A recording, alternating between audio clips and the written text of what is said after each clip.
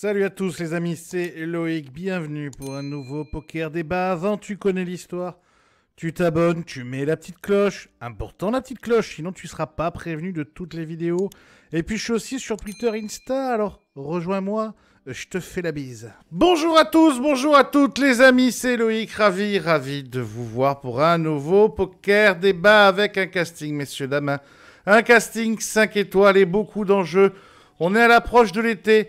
Et il fallait finir en beauté. Et comment mieux finir en beauté qu'avec ces 5-là, à tout seigneur, tout honneur, la triple couronne, ça pèse un homme. Il est de retour, c'est Monsieur David Iquitaille. B. Le patron de la meilleure équipe du monde, c'est écrit par contrat, je dois le dire à chaque fois, c'est le patron de la team ATM, Monsieur Clément Richez. Salut, ça va Loïc? Ça va très bien, heureux de te revoir. Mon ami, il est lui aussi de retour. Ça fait un moment qu'on l'avait pas vu et je sais que vous aimez ces débats sans fin, ces phrases très longues et ces concepts abstraits. C'est le patron de la team Nutser, Monsieur Romain Nussmann. Hello tout le monde. Il était là il y a quelque temps dans une émission qui vous a beaucoup plu. Il vient de sortir sa méthode cash game. Monsieur Julien Martini. Salut Loïc et bonjour à tous. Et enfin, le patron du Twitch Poker FR. La barbe est soyante, le talent est là. C'est l'ami Chance 44. Salut. Cœur sur le monde. Les Cœur amis, sur vous. les amis, on fait une petite pensée à Monsieur Ben Pollack qui aurait dû être avec nous. Oui, mais une petite piqûre l'a foutu en l'air.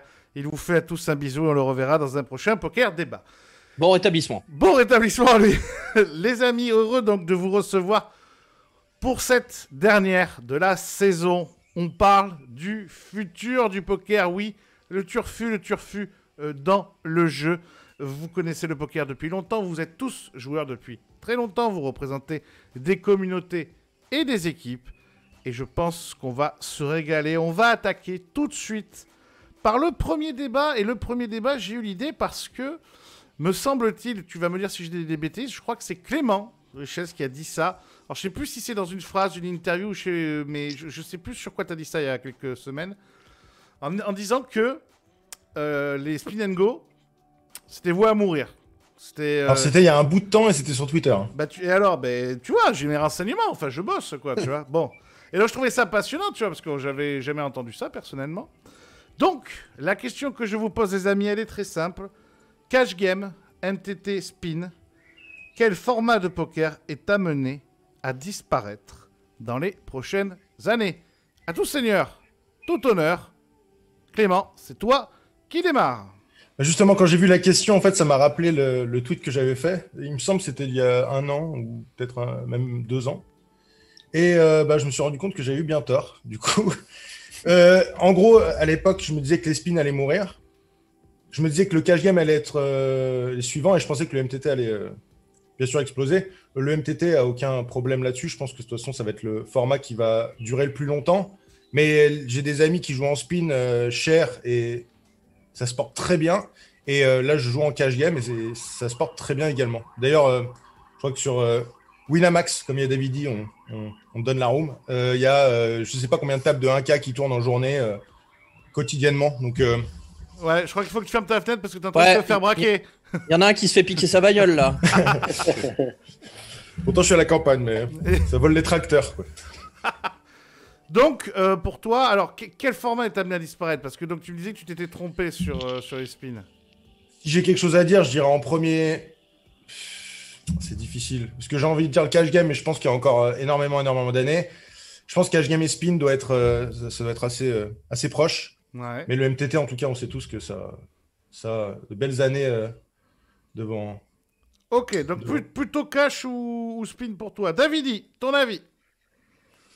Ouais, d'office, les jeux qui vont disparaître, c'est les jeux qui sont résolus en premier. Donc, moi, quand j'ai commencé à jouer online en 2003, je jouais en Limit Hold'em. C'était la folie, tout le monde jouait en Limit Hold'em. Il y avait énormément d'actions et c'était un superbe jeu. C'était top. Et pourtant, ça a disparu aujourd'hui, on peut le dire, même si peut-être qu'on trouvera dans une room ou deux encore une table de Limit Hold'em, mais je ne suis pas sûr. C'est un jeu qui a disparu. Pourquoi? Parce qu'il a été résolu. Donc, à partir du moment où un robot ou une machine peut battre l'homme, d'office qu'il y aura comment on dit ça, il y aura, enfin, le jeu est plus viable, quoi. Et donc, d'office, par définition, le cash game est plus facile à être résolu que les MTT. Et les expressos encore plus. Mais les expressos, ça amuse beaucoup les gens. Donc la beauté des expressos, c'est que ça dure pas longtemps, c'est turbo, ça amuse les gens. Donc c'est un peu plus viable. Parce qu'à partir du moment où tu attires des joueurs amateurs, c'est encore plus viable. À partir du moment où tu peux te rattacher à la variance, au facteur chance pour gagner sur le court terme, c'est encore viable. Le problème du cash game, c'est que le joueur amateur va perdre trop vite. Et donc, du coup, il va arrêter de jouer en cash game. Et donc, c'est un combat entre pros. Et finalement, celui qui va gagner en cash game, c'est peut-être celui qui a le meilleur jeu GTO à partir du moment où il n'y a que des pros. Et qui dit meilleur jeu GTO dit le risque d'utiliser de l'aide, comment on appelle ça, Assistance. Assistance. RTA, voilà. Ouais. Donc, je pense que le cash game, on va dire, il n'a peut-être pas une longue vie devant lui. Par contre, effectivement, les MTT, avec les changements de tapis, avec vraiment des profils très différents, avec l'évolution des blinds, avec l'ICM et tout ça, c'est un peu plus dur à résoudre à mon goût. D'ailleurs, l'ICM n'est même pas encore résolu, alors que toutes les autres, en cash game, tout est résolu. Donc, il y a encore beaucoup à faire en tournoi. Ok, chance. Alors, bon, déjà, je suis pas devin, mais je pense que ce qui est bon à faire déjà, c'est pour essayer de deviner un petit peu l'avenir, c'est de regarder un petit peu le passé. Effectivement, ça fait tous un moment qu'on joue au poker. Ce qu'on constate, c'est que ça a quand même pas mal évolué. Alors moi, quand j'ai commencé le poker, il y avait 3 formats globalement. C'est MTT, Sit and Go, Cash Game. Pour moi, les expressos à l'heure actuelle, c'est une évolution du Sit and Go. Voilà. Dû notamment au cloisonnement des différents marchés, il n'y avait plus un trafic suffisamment important pour garder les sit and go de manière viable. Donc ça, c'est quelque chose qu'on n'a pas encore mentionné à l'heure actuelle. Ça peut être une évolution de la législation déjà, qui peut changer le jeu. Je suis d'accord avec, soit dit en passant, avec ce qu'a dit Davidi. Je pense que c'est un des facteurs à prendre en compte, la résolution des différents formats. Mais voilà. Moi, je vais me cantonner plutôt au MTT, ce qui est un petit peu mon cœur de métier, on va dire. Et si on regarde quelques années en arrière, c'était quoi le format MTT le plus populaire? C'était quelque chose comme du full ring déjà, freeze out, voire peut-être rebuy. Le format rebuy, il y a quelques années, fonctionnait énormément et on ne le voit plus du tout à l'heure actuelle. Aujourd'hui, le MTT type, le MTT le plus joué, c'est quoi? C'est un 6 max KO. Alors, moi, je ne sais pas si un format va disparaître. Que je pense, par contre, c'est que ça va évoluer. Et que même si dans quelques années, les MTT sont toujours énormément joués, je rejoins ce que disait Davidi, c'est-à-dire que pour moi, le format MTT est très dur à résoudre vraiment. Effectivement, il y a l'ICM, comme disait Clément, il y a des profondeurs de tapis différentes, etc. etc. Donc, moi, je ne me fais pas de soucis pour les MTT. Par contre, je pense que ça va évoluer et que moi, si je devais mettre une petite pièce quelque part, ce serait que le format va s'accélérer. De toute façon, on va de plus en plus vers quelque chose comme ça et vers des formats de plus en plus, entre guillemets, qui pousse au gamble, parce que c'est ce que le récréatif aime bien. Par exemple, on voit ce qui commence à apparaître dans le cash game, et ça vient de sortir sur Winamax, c'est le rackback avec en gros un pot au milieu, là, je sais plus comment ça s'appelle là. Splash de potes. Voilà, ça existait déjà, si je me trompe pas, sur certaines rooms du .com, et ça, à mon avis, le récréatif, il aime bien, tu vois, ça met beaucoup d'adrénaline, t'as un gros pot qui se crée tout seul, voilà, t'as les expressos qui sont avec la roue qui tourne au début, qui sont apparus déjà il y a quelques années. Peut-être qu'on aura des formats un petit peu hybrides comme ça qui apparaîtront en MTT. C'est pas exclu à mon avis. Et dans tous les cas, je pense que tout va s'accélérer et je suis pas sûr que dans 10 ans, on joue encore des MTT qui durent 10 heures d'affilée pendant 3 jours online. Je suis pas convaincu de ça. Voilà. Donc, je sais pas si un format est amené à mourir. En tout cas, ils sont tous amenés à évoluer, à mon avis. pour renouveler l'intérêt du joueur. Et de toute façon, ça sera toujours ça. C'est le récréatif doit être au centre de ça parce que tant qu'il est là, tout va bien. Voilà. Ok, hyper intéressant. Julien? Pour moi, Chance a vraiment très bien résumé la chose. C'est-à-dire que ce qui va faire qu'un format va mourir, c'est que le récréatif arrête de s'inscrire sur ce format-là. Pour moi, les RTA ou le fait de solver le jeu, c'est un problème qui va arriver beaucoup plus sur le temps et beaucoup plus d'abord sur les plus hautes limites et ensuite ça va descendre petit à petit, ça va grignoter.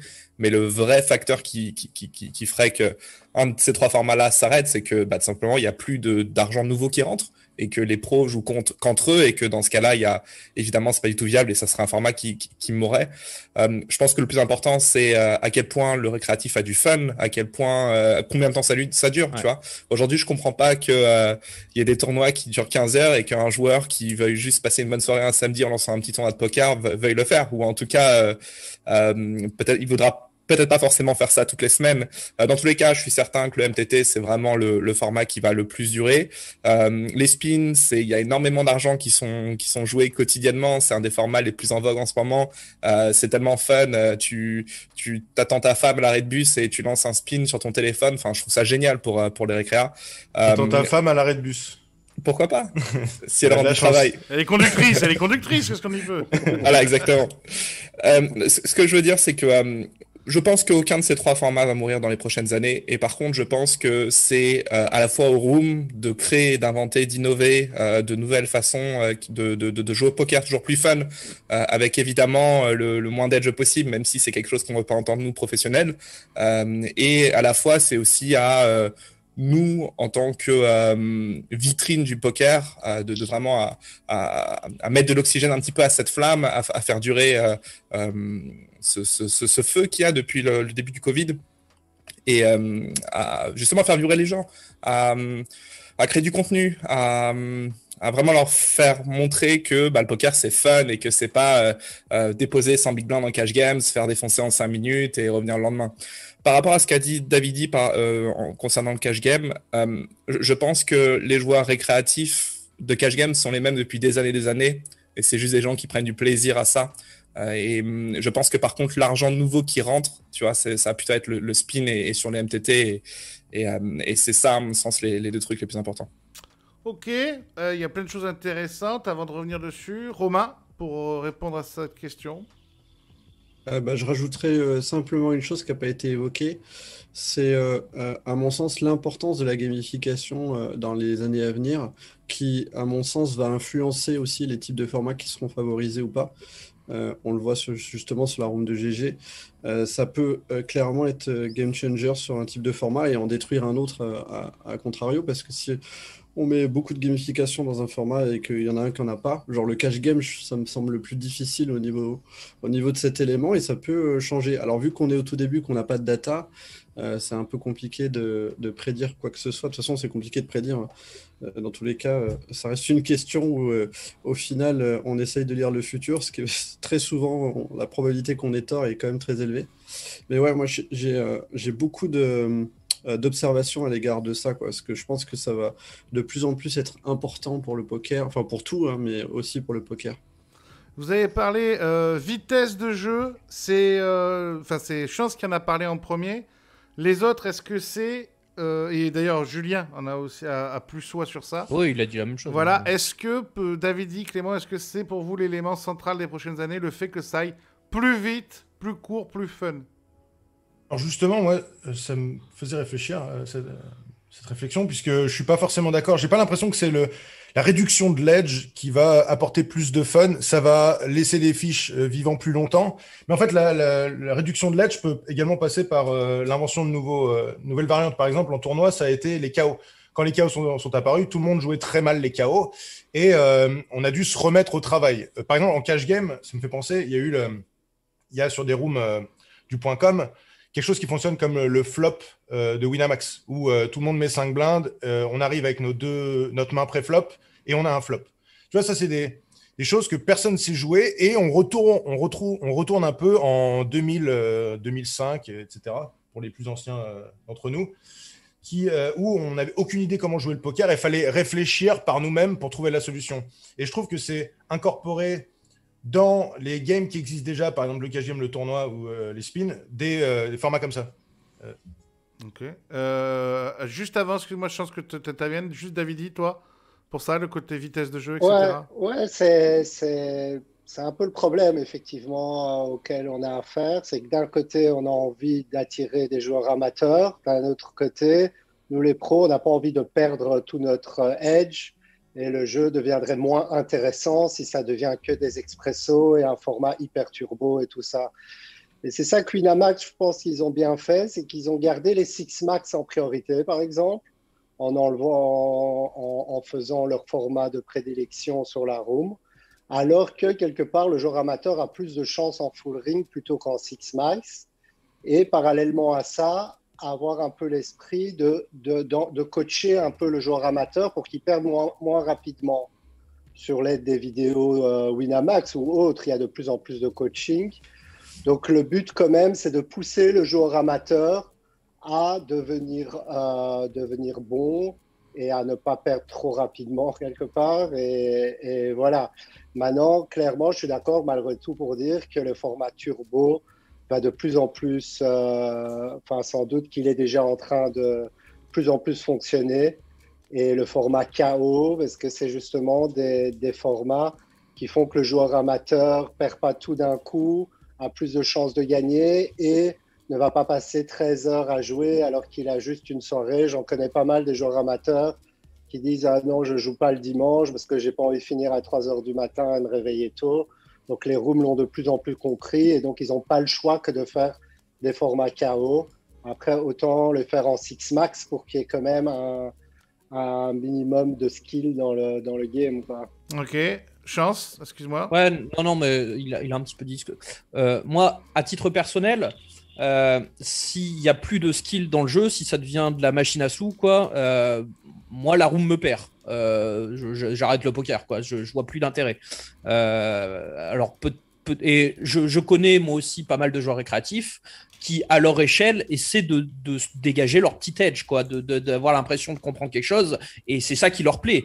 Donc, on ne peut pas dire demain, à mon avis, il y a plus de skill dans le jeu, quoi. Clément, d'ailleurs, relier les deux choses, vitesse de jeu et edge. Je suis pas sûr. Alors oui, mais je suis pas convaincu par ça, dans le sens, je pense qu'on peut dissocier quand même un petit peu les deux. Et comme il l'a dit, ça passe par la découverte de nouvelles choses. Par exemple, là, il y avait un tournoi, à mon avis, qui est pas un format qui est pas encore assez creusé, qu'on a vu un petit peu sortir. C'est une sorte de tournoi hyper turbo jusqu'à l'ITM. Et après, la structure devient très smooth, quoi, très slow. Et moi, je trouve ça intéressant, par exemple. Alors, je dis pas que ce sera ça, mais pour moi, ce sera de nouvelles idées comme ça, de nouvelles choses. Et à mon avis, le tournoi de demain, qu'on jouera dans 5 ans, par exemple, sera probablement pas le Six Max KO qu'on connaît aujourd'hui, quoi. Voilà. Mais ouais. Je vais en profiter d'avoir quatre collègues de poker avec moi pour leur poser une question. Vous pensez quoi, par exemple, d'un format MTT où on s'inscrit et automatiquement est tiré au sort les gens qui rentrent dans l'ITM et ensuite tu joues à partir de l'ITM. Tu vois, ce genre de choses. Est-ce que vous pouvez imaginer, parce que ça couperait radicalement la durée de jeu, est-ce que vous pensez que ça peut être cool pour les amateurs et en même temps les professionnels? Je pense que c'est une bonne chose. Donc c'est-à-dire que tu appuies sur le bouton de buy-in, tu sais si tu es ITM déjà ou pas, et ensuite le tournoi commence? Voilà, c'est ça. Et ensuite, tout le monde commence. On peut même imaginer différents stacks. C'est au hasard ton stack. Ah, mais donc c'est une loterie, quoi, de base, quoi. Pas vraiment, c'est une loterie ouais. jusqu'à l'ITM. Ouais, pourquoi pas. C'est marrant, pourquoi pas? Pourquoi pas essayer? C'est grosso modo, tu mets un buy-in à 10 balles, tu mets inscrit, tu sais tout de suite si t'es ITM ou pas. Ouais. C'est rigolo, ça. Le truc, c'est qu'aussi que si un joueur récréa, tu vois, on va dire, dans ce cas, il faut mettre 30% d'ITM ou quelque chose comme ça. Parce que si un joueur récréa, il fait 8 fois de suite buy-in et il fait 0 fois ITM, il cliquera pas 9 fois, ouais. Je suis d'accord. Moi, j'y crois pas trop. Je préfère déjà l'idée de chance qui consiste à dire de commencer en hyper turbo. En fait, je pense que tout le monde qui joue au poker, que ce soit un pro ou un amateur même, ou même dans les paris sportifs, je vois ça. Ce qui lui plaît, c'est qu'il veut avoir l'impression d'avoir bien joué. C'est grâce à lui qu'il a gagné.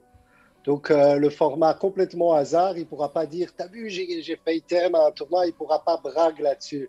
Alors qu'un format hyper turbo, où même si le facteur chance va être primordial, au moins s'il fait item, il pourra sentir valorisé. Mérite, tu vois. Voilà, être valorisé. Donc, je sais pas, j'y crois moyen. Et, Enfin, je suis pas convaincu que ça va attirer beaucoup de monde. Ça peut être sur la vitesse de jeu, mais ça peut être aussi des trucs un peu différents, de type, on parlait de MT depuis tout à l'heure, mais on peut parler aussi de cash game.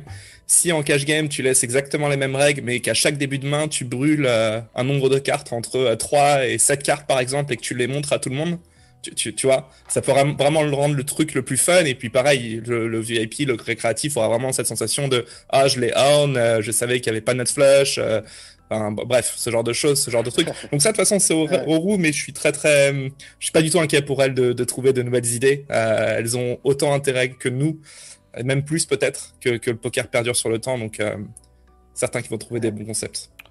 Ok, Romain, pour conclure. Il y a peut-être un format que je verrais plus que l'idée de Clément, ce serait combiner le zoom, enfin c'est pas zoom aussi, mais c'est le fast, le go fast zoom avec les MTT pour aller plus vite et que les joueurs puissent jouer plus et la sensation de vraiment c'est déjà fait, ça. être en MTT. Ouais. En MTT, oui. Ouais, mais il y en a que deux, enfin il y en a très peu. Bah ouais, mais ça marchait pas trop, je pense. Ça a pas pris, quoi. Eh bien, écoutez, les amis, c'était passionnant. On va attaquer le second sujet parce qu'il y a quelque chose qui revient assez souvent, qui est sur le côté... les joueurs, de toute façon, commencent à se former, commencent chacun à leur niveau, un petit edge, parlait Adrien. Alors, les amis, Pio Solver, coaching mental, formation, travail en équipe, rejoindre des équipes.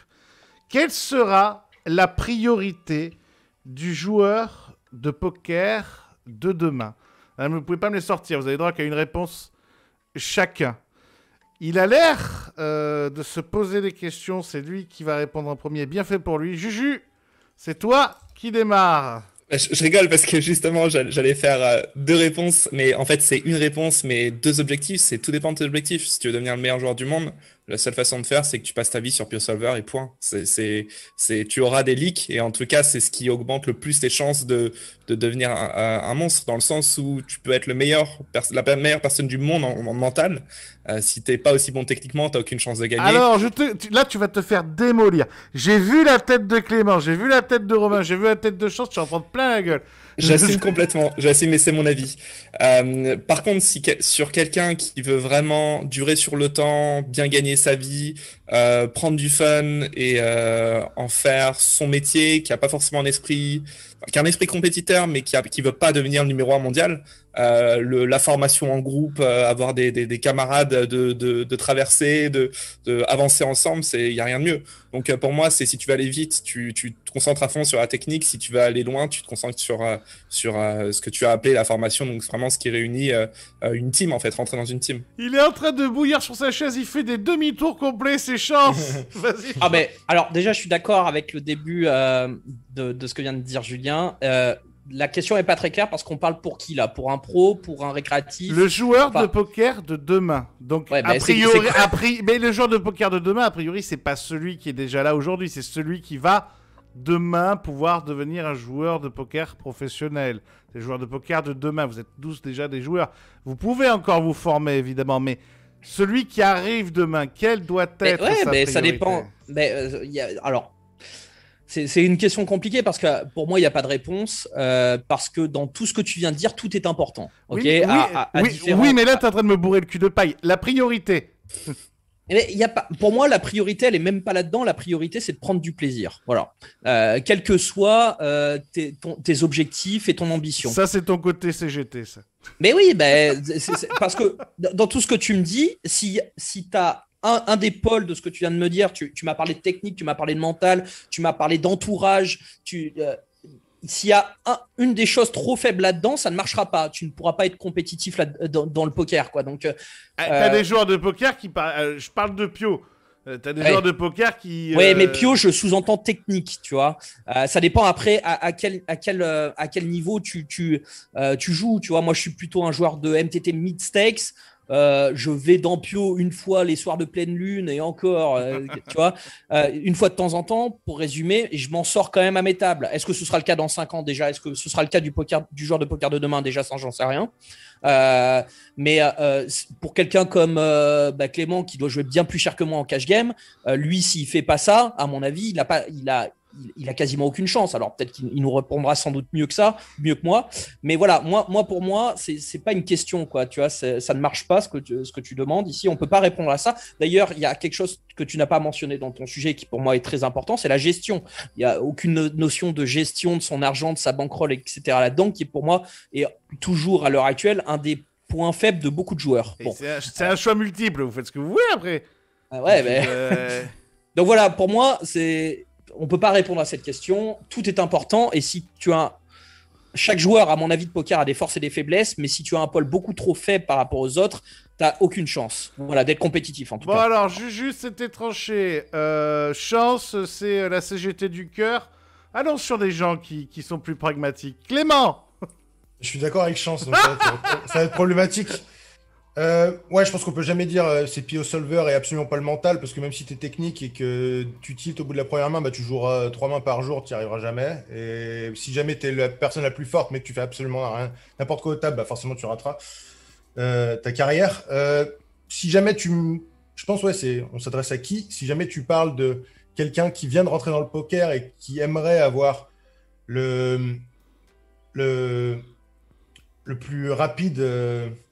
La plus rapide ascension, moi j'irais avec les formations, honnêtement. Je pense que c'est ce qui regroupe probablement un peu de mental, un peu de technique, et qui prendrait le moins de temps et qui te donnerait le plus de retour immédiat. Donc, effectivement, si jamais tu veux jouer à très très haut niveau, d'ailleurs, il n'y a aucun top monde, que ce soit en MTT, en ce que tu veux, qui n'a jamais ouvert Pio. Ils travaillent tous ardemment dessus. Et il n'y en a aucun qui a jamais pris un coach mental également. Il n'y en a aucun qui a jamais acheté une formation. Donc, dans tous les cas, faut juste faire les 3 choses en boucle. Et je pense que la gestion, effectivement, on n'en parle jamais, mais gérer sa carrière, savoir quelles limites jouer, aller chercher les tables les plus rentables, à quelle heure de la journée, je pense que c'est une qualité que très peu de joueurs ont. Et ultra sous-estimée, à mon avis. Ouais. D'ailleurs, je parle pour moi également. C'est une des areas, des aléas. Area en anglais, je sais pas. Un des domaines de ma carrière que j'ai absolument sous-estimé et qui maintenant je regrette bien. Donc effectivement, je serais très intéressé d'une formation par exemple sur la gestion de carrière d'un joueur de poker. Ce serait quelque chose qui n'existe pas et qui serait très intéressant. Ok, Davidi. Ouais, bon, d'abord, quand tu dis aucun, presque aucun, parce que bon, je pense que je joue quand même les hautes limites et que je suis pas le seul. Il y en a d'autres. Effectivement, en tant qu'on t'en trouvera pas 100, mais tu demandes à Bryn Kenny s'il a déjà ouvert un solver ou s'il a déjà pris un coach mental. Il en a jamais pris. Il y en a. Toi, Davidi, pour bien comprendre, t'as eu ni coach mental, ni Pio Solver? Voilà, disons, j'ai travaillé avec Pierre Gauthier, peut-être 4 rendez-vous dans ma vie. Ouais, c'est pas beaucoup. Pio Solver, j'avais de coaching en général. Bon, après, voilà, je viens d'une époque où les choses étaient un peu différentes. Donc, je suis d'accord, malgré tout, pour dire qu'un joueur qui arrive aujourd'hui, la meilleure manière pour lui de progresser vite et de rattraper l'expérience d'un joueur qui joue depuis longtemps, c'est de passer par Pio Solver. C'est même peut-être le seul moyen. C'est pour ça que je suis d'accord avec Julien, mais je suis un peu nuancé dans le sens que je trouve au contraire que le top mondial, c'est plutôt, il devrait maîtriser tous les domaines du poker et pas juste Pio Solver. Alors qu'un joueur justement moyen, même en petite ou moyenne limite, qui veut dépasser l'expérience d'un chance, en un an, il peut acquérir beaucoup grâce à Pio Solver s'il s'y met à fond. Il peut sans doute rattraper le niveau de joueurs expérimentés qui sont là depuis longtemps et qui ont appris sur le terrain la technique, tu vois. Ok. Mais pour dire que moi, j'irai aussi vers la piste Pio. Je pense que Pio Solver, ça reste le futur. Il faut vivre avec son temps. Et aujourd'hui, c'est la meilleure manière de progresser au poker. C'est de directement avoir la solution sur toutes les problématiques au lieu d'essayer de les trouver toi-même avec un groupe de travail ou de déduire toi-même tout. Tu peux directement avoir les solutions. Après, il y a une manière d'apprendre d'utiliser PioSolver. Je pense que la meilleure manière, c'est d'essayer de le comprendre. Pourquoi PioSolver fait telle ou telle chose. Et ça aussi, il y a la différence. Il y a les gens qui apprennent par cœur toutes les solutions et qui essayent de l'appliquer. Et puis, il y a les gens qui essayent de comprendre qu'est-ce qui se cache comme raisonnement derrière les actions de PioSolver. Et ouais, c'est la meilleure manière sans doute aujourd'hui et dans le futur pour progresser, parce que même PioSolver va progresser. Pour l'instant, c'est un peu difficile aussi d'usage. Ça demande énormément de temps, c'est compliqué. Et je pense que petit à petit, ça va être plus facile d'utilisation. Et il y aura le domaine exploitation du solver qui va être de plus en plus facile à utiliser et à être efficace. Ouais. Ouais. Ok. Romain, toi, tu vas nous parler de Romain? mental. Non, pas du tout. Enfin, je pense que ma réponse va surprendre. Je vais vous parler d'un fait historique qui m'inspire beaucoup en fait pour décrire un des aspects psychologiques de l'être humain. Je ne sais pas si vous connaissez la découverte du rôle de l'hygiène du lavage de main. Après, il y en a plein, hein, des exemples, hein, j'en prends un comme un autre. Dans les milieux hospitaliers, ça a été découvert, je ne sais plus exactement, au 19e siècle, si je ne me trompe pas. Enfin, je n'ai pas exactement la date, par un docteur qui s'appelle Ignaz Semmelweis. Et il a découvert que se laver les mains à l'hôpital, ça limitait la propagation des maladies et le nombre de mères qui mouraient en couche dû aux médecins précédents qui touchaient des cadavres sans s'être lavé les mains. Et en fait, on pourrait se dire que c'était une excellente nouvelle à l'époque et que de nombreuses vies auraient pu ainsi être sauvées. Je crois qu'ils l'ont pendu. Ouais, non, pas du tout. En fait, il s'est retrouvé en asile psychiatrique. Ouais, c'est ça. Après que la société, dont ses collègues évidemment, ait renié ses travaux et sa découverte. Ça a été la même chose pour Galilée, la théorie que la Terre était finalement plate. Je crois que lui, il a été jugé, si je ne me trompe pas. Enfin, il a été jugé, condamné. Donc voilà, en fait, l'histoire, moi, je trouve que c'est assez révélateur sur un peu la psychologie de l'être humain. Et si on se réfère en fait au final sur l'étude qui a été faite sur les principes des paradigmes, parce que là, on parle de paradigme au final, pour en détruire un, en fait, il est nécessaire d'attendre une à plusieurs nouvelles générations afin que celles-ci elles soient neutralisées de toute croyance finalement limitante qui sont liées à ça. Et après, c'est assez finalement cohérent. Enfin, moi, je trouve que c'est compréhensible de la part des médecins qu'on renie finalement une découverte qui aurait pu sauver des gens, parce qu'au final, ça voulait sous-entendre qu'ils acceptaient ces médecins, qu'ils avaient tué des centaines et des centaines de patients précédemment. Et donc, du coup, cette faiblesse mentale d'accepter finalement qu'on a fait une erreur, c'est quand même assez difficile, assez douloureux à prendre comme responsabilité, d'avoir été responsable de ça. Et du coup, au lieu de faire face à la réalité, ils préfèrent justement la mettre de côté. Et pour moi, les solvers, c'est exactement la même chose, sachant que publiquement, la grande majorité des joueurs et des communautés se sont accordées au final qu'il faut prioriser et bosser ça comme des tarés. Et c'est un peu ce qui est en train de se dire entre nous, hein, d'ailleurs, sur les solvers. Ça signifie que pour détruire ce paradigme, il faut assumer que ça fait 10 ans, puisque ça fait quand même pas mal de temps qu'on les met en avant, les solvers, enfin un peu moins de 10 ans, mais pas loin.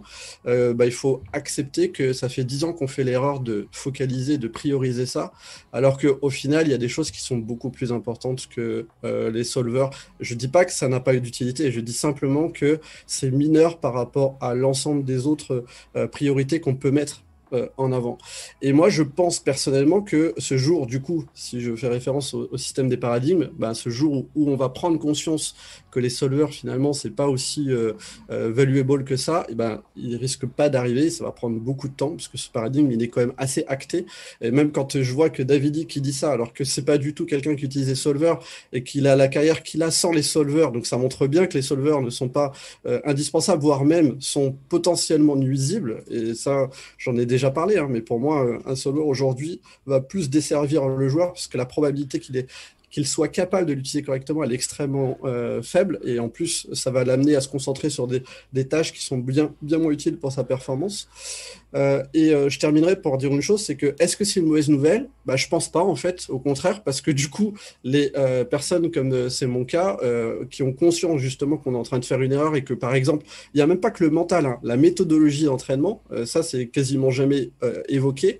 Et la méthodologie d'entraînement, on a des tonnes de choses à faire pour pouvoir s'améliorer. On n'a toujours pas de simulateur au poker, ça existe dans toutes les activités, enfin quasiment toutes les activités, des simulateurs. Même au football, ils ont des simulateurs, nous on n'en a pas.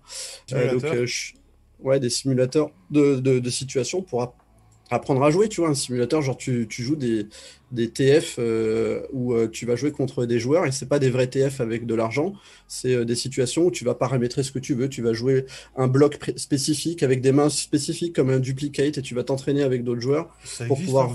Non, ça n'existe pas. Ça existe en version solver, comme tu dis, où tu dois cliquer bet, raise ou fold, mais c'est très limité et tu joues contre des robots et c'est chercher la solution. Donc c'est pas lié, c'est pas des simulateurs où tu peux t'entraîner de manière efficace avec d'autres joueurs. Et donc moi je suis plutôt positif, je trouve ça très bien parce que comme ça on peut créer un edge encore plus important avec le temps. Donc est-ce que c'est un problème? Non. Alors, c'était long. Ouais. Il y en a 3 qui veulent te découper là. Et ça va être très très long encore. Attends, moi j'ai juste une petite blague à faire. Donc là, ce que Romain est en train de nous dire, c'est qu'il faudrait pendre Clément Richez, si j'ai bien compris. T'es en train de dire des choses que j'ai jamais dites. Hein. Je sais pas, Alors, il y a Chance qui a pris son ticket, Juju a son ticket, mais celui qui a pris le ticket en premier pour découper Monsieur Nussman, c'est Clément. Clément, les couteaux sont aiguisés. En fait, j'ai l'impression que tu nous dis qu'on a tort parce qu'on ne peut pas savoir le futur, mais que toi, tu connais le futur, plus ou moins. Tu vois, c'est genre, tu sais que nous, on a tort et tu sais que ta méthode est la bonne. J'ai l'impression d'avoir entendu ça. Et je dirais peut-être plus qu'on ne peut pas être sûr d'avoir raison et je pense pas que tu peux être sûr d'avoir raison. La seule chose que je vois, c'est que si jamais on se sert justement de l'histoire et qu'on regarde les autres activités, par exemple, je prends les échecs, tu vois, absolument 100% des joueurs d'échecs maintenant travaillent avec les solvers. L'évolution du jeu, on ne savait pas jouer avant les solvers. D'ailleurs, ça fait pas 10 ans, je crois qu'ils sont sortis en 2014, 2015. Et depuis cette époque-là, le jeu est devenu extrêmement dur. Je veux pas... Toi, tu dis donc, pour bien comprendre juste Clément, toi tu dis il y a un avant et un après solver, quoi. Ouais, clairement, il n'y a pas de question. Okay. Mais par contre, là où je rejoins Romain, c'est que c'est effectivement très difficile à prendre en main et c'est pas parce qu'une personne passe 3 heures sur... Par exemple, c'est pour ça que je parlais de formation. Pour moi, le temps passé à regarder une formation est bien plus utile que de passer 3 heures. La formation va peut-être durer 5 heures. Tu passes 5 heures sur Pio, je pense que tu n'as rien appris. Mais tu passes, je sais pas moi, 2000 heures sur Pio, etc. Là, c'est où tu commences à comprendre réellement comment le jeu fonctionne et tu deviens... tu peux te sentir omniscient par rapport à tous les facteurs que tu reçois. Et personnellement, j'aurais jamais pu comprendre ça sans Pio, tu vois. Donc, je sais pas trop comment tu travailles ou si jamais, également, est-ce que tu as passé genre 3000 heures sur Pio pour dire « Ah ouais, ces 3000 heures m'ont vraiment servi à rien, je regrette. » Tu vois, parce que souvent, je trouve que c'est les personnes qui ont passé peut-être 10 heures sur Pio qui disent que Pio, ça sert à rien, tu vois. Et j'ai jamais entendu quelqu'un qui a passé 10 000 heures sur Pio dire que Pio, ça servait à rien. Donc... Et justement, ils vont pas le dire parce que ça veut dire qu'ils acceptent que ça fait 10 000 heures qu'ils font une erreur. C'est exactement ce que je te dis. Le problème de ça, c'est que c'est difficile d'accepter que tu as fait une erreur majeure pendant des années. J'ai fait des erreurs dans l'utilisation de Pio, mais mon utilisation de Pio est une bonne chose. Tu vois ce que je veux dire? Dans le mental, t'as pas eu 100% raison dans ton apprentissage dans le mental. Non. Ouais, alors juste par rapport à ce que tu dis. Attention, interdit de faire long. Il y a Juju qui attend pour tirer une balle aussi. Ouais.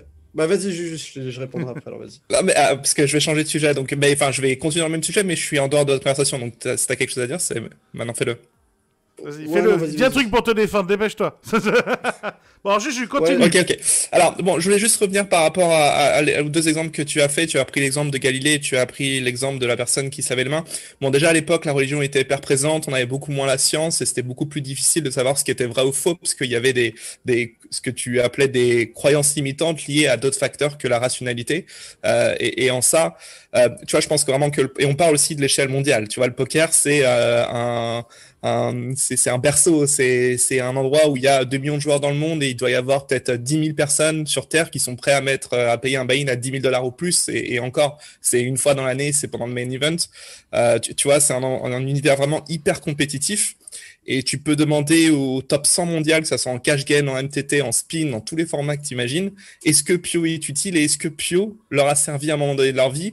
Hormis Davidi, hormis Brinkeny, les gens vont me dire oui. Et tu vois, toutes les nouvelles personnes qui arrivent aujourd'hui sont des gens qui ont vraiment saigné la technique. Alors évidemment, et je vous rejoins là-dessus, c'est que la technique seule ne sert à rien. Il faut aussi avoir des bases assez solides en mental et dans tout le reste. Mais moi, je pense que la meilleure des personnes pour répondre à cette question, bah, c'est Davidi. Davidi, toi, tu as un talent inné. Tu le dis toi-même, tu n'as jamais travaillé la technique, tu as des grosses compétences en mental, tu es quelqu'un de très intelligent, très réfléchi. Réponds à cette question, est-ce que c'était plus dur de gagner avant? Ouais, non, bien sûr, c'était plus facile, justement.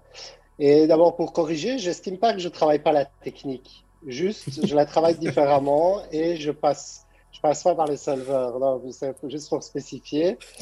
Pour moi, je bosse la technique et je dois avouer que dans mon entourage, il y a beaucoup de gens qui travaillent les solveurs Ouais, donc et quelque part. ils m'aident beaucoup. Je travaille à travers eux par la technique. Simplement, voilà, ça te donne des solutions tu fais des suppositions quand tu travailles pas les solveurs et là, tu as des solutions. Donc, ça permet. C'est utile. Après, effectivement, le poker était beaucoup plus facile avant. Donc, effectivement, les gens sont de mieux en mieux. Après, je vois autour de moi que les joueurs purement solveurs techniques ne font pas spécialement des meilleurs résultats que des joueurs. Voilà, on parle en joueurs français. En joueurs français, je pense à des Sonny Franco, à des Benjamin Pollack.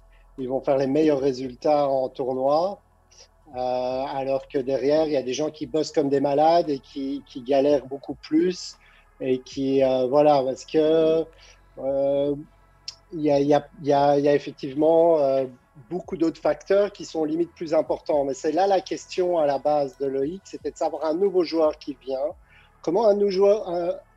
Moi, je joue au poker depuis 15 ans. Voilà, je me suis remis en question. J'essaye de chaque fois évoluer mon jeu, à me remettre en question sur chaque move, sur chaque truc. J'ai joué un certain nombre de mains qui me permet de me dire finalement, dans cette position, quand je défends mes big blinds, je perds de l'argent. Il faut que tu défendes plus tight. Je me remets en question 15 ans. Le type, il arrive nouveau sur le circuit. Est-ce qu'il aura besoin de 15 ans pour me dépasser s'il n'a pas une autre solution? Je veux dire, il a besoin au moins autant de temps que moi, de remise en question, d'avoir joué un volume énorme. Donc, c'est quoi la meilleure manière pour attraper? C'est d'utiliser les solvers parce que ça va beaucoup plus vite. Après, tout à fait d'accord avec Clément, le meilleur moyen, c'est aussi un centre de formation. Ça te permet d'aller encore plus vite. Le but, c'est d'apprendre le plus vite possible. Et serait-ce que de te former à utiliser les solvers, c'est déjà une formation importante au préalable. Mais dans tous les cas, c'est sûr qu'aujourd'hui, ce serait débile de faire comme moi, où j'avais pas le choix quand j'ai débarré le poker, c'est d'apprendre sur le tas et de petit à petit te remettre en question et d'avoir ce système d'auto.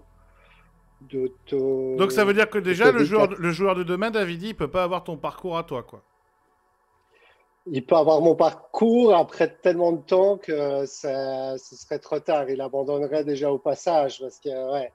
Donc effectivement, il serait... Ouais, c'est sans doute fini aujourd'hui. Bon, ça marche pour le poker, mais ça marche dans plein d'autres domaines, comme les échecs d'ailleurs. Il y a 30 ans, le meilleur joueur d'échecs, c'est celui qui tout seul se faisait.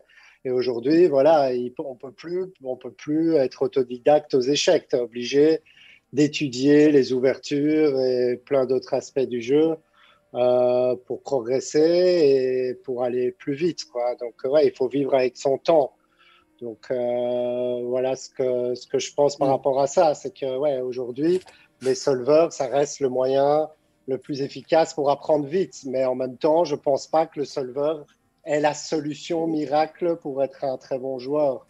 Il y a plein d'autres aspects. Et pour moi, l'aspect stratégique, par exemple, est souvent, et à mon goût, plus important pour être performant et la macro en général plus important pour être un très bon joueur de poker, même aujourd'hui.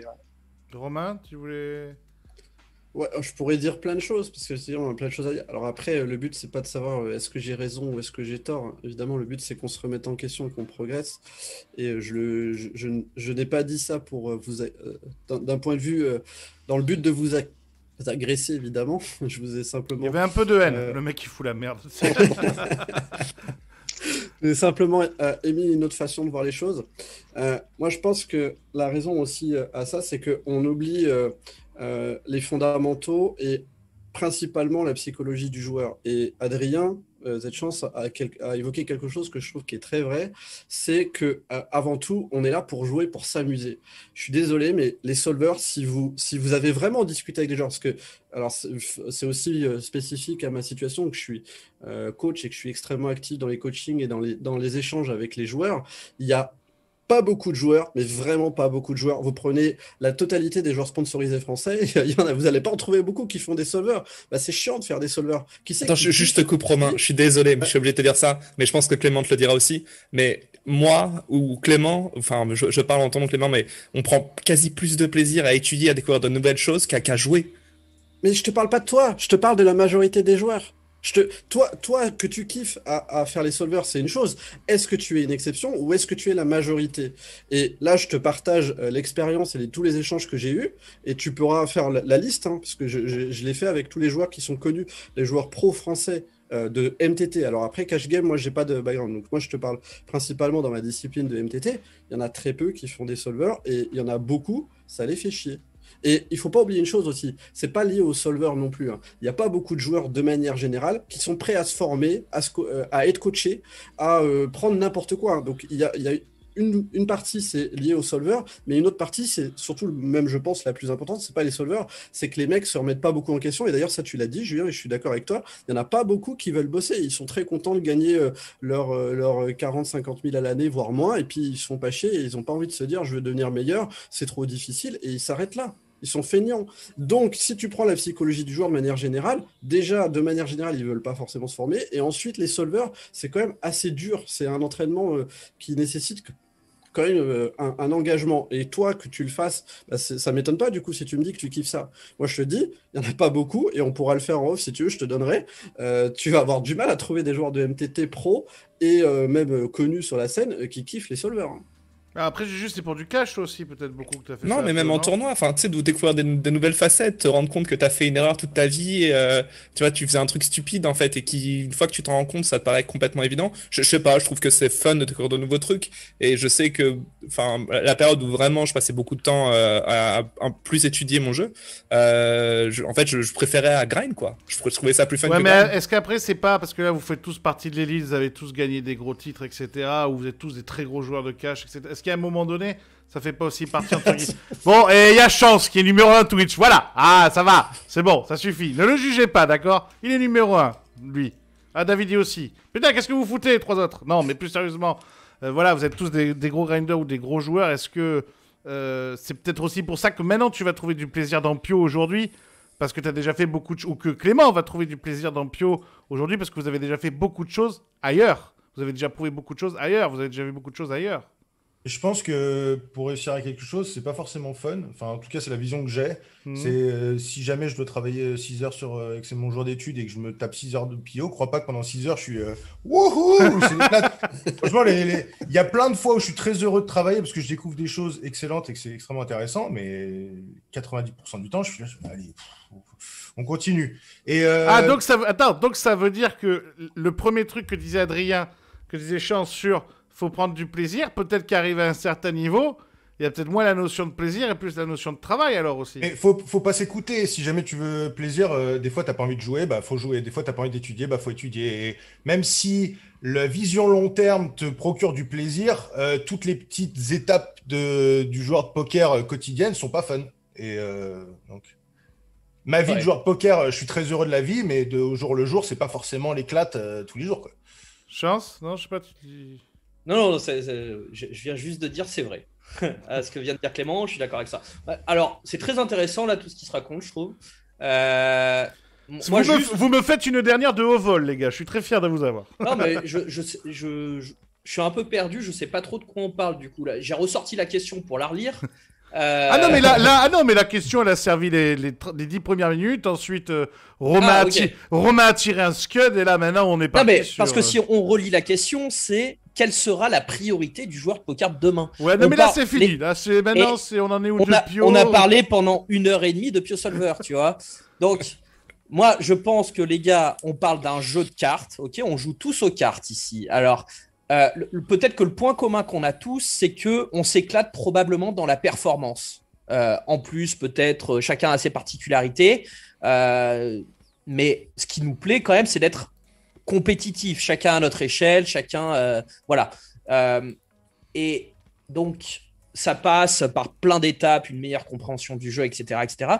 Mais on parle d'un jeu et pour moi la notion de plaisir est importante. J'ai ouvert et ça me tient à cœur et c'est vrai. Moi j'ai la chance de côtoyer plein de joueurs de profils différents. Je suis très proche du milieu du poker amateur toulousain par exemple et il y a aucun de ces représentants là autour de la table là aujourd'hui. On a tous un petit peu le même profil de tryharder, joueur pro, machin, ce que vous voulez. Et cette notion de plaisir, on joue à un jeu, quoi. Moi, je vais faire des parties de poker. Des fois, c'est l'objectif, c'est de mettre un bad beat à l'autre, c'est de machin, c'est de trucs. On joue à un jeu de cartes. Pio Solver, c'est bien, mais c'est là où la question était un petit peu ambiguë. C'est de qui on parle et quels sont les objectifs du joueur. Voilà. Bon, c'est tout. Et en même temps, je trouve que c'est bien parce que vous avez fait, en parlant de ça, plein de démonstrations de plein de manières différentes d'aborder le monde professionnel avec justement du plaisir ou moins de plaisir. Le fait, je pense qu'on s'accorde tous à dire qu'il y a quand même une vraie idée de énormément de travail, beaucoup plus, Romain disait, beaucoup plus que ce que la plupart des gens souhaitent. C'était intéressant. Qui veut conclure sur cette... Très bien. Romain, ouais. Vas-y. Juste... On est reparti pour 1 heure. Vas-y, Romain, remets une pièce dans la machine. Très rapide. Simplement qu'il y ait qu'il y ait cet élément à ajouter.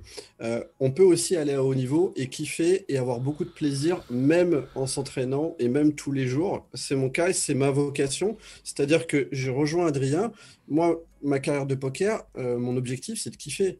À partir du moment où ça me fait chier, je le fais pas. Alors, les solvers, c'est pas quelque chose que j'ai traité. Je trouve ça plutôt assez intéressant. Mais je suis pas la majorité. Je suis plutôt une exception aussi d'apprécier le système très théorique et très GTO. Mais quoi qu'il en soit, je pense que c'est super important et on m'a posé plein de fois cette question des pros. Je parle des pros, m'ont posé cette question. Ah, Romain, est-ce que tu crois qu'il faut que je bosse les solvers s'il faut que je devienne meilleur?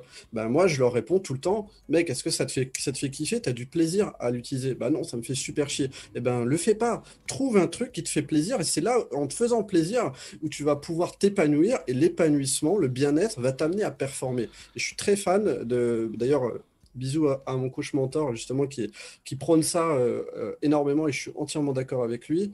La performance par le bien-être et l'épanouissement, je suis persuadé que c'est la meilleure voie et je pense aussi que c'est l'une des raisons pour lesquelles la durée moyenne d'un joueur professionnel est pas très élevée. On voit des étoiles filantes et ils restent pas longtemps parce qu'au bout d'un moment ça les fait chier, ils ont plus envie de jouer, ils sont plus motivés, alors que s'ils s'entraînaient et ils faisaient beaucoup plus qu'ils passaient beaucoup plus de temps à s'amuser, même en apprenant, bah, ils resteraient plus longtemps dans le milieu professionnellement. C'est peut-être la variance aussi, je sais pas. Possible. Je t'inviterai, je l'ai pas évoqué, hein, mais mon mentor justement, c'est j'en parle pas mal quand même. Et Loïc le connaît. Ça fait 25 ans qu'il est dans le haut niveau et qu'il accompagne des champions olympiques. Il est full orienté là-dessus. Ouais, non, pas que, hein, parce que.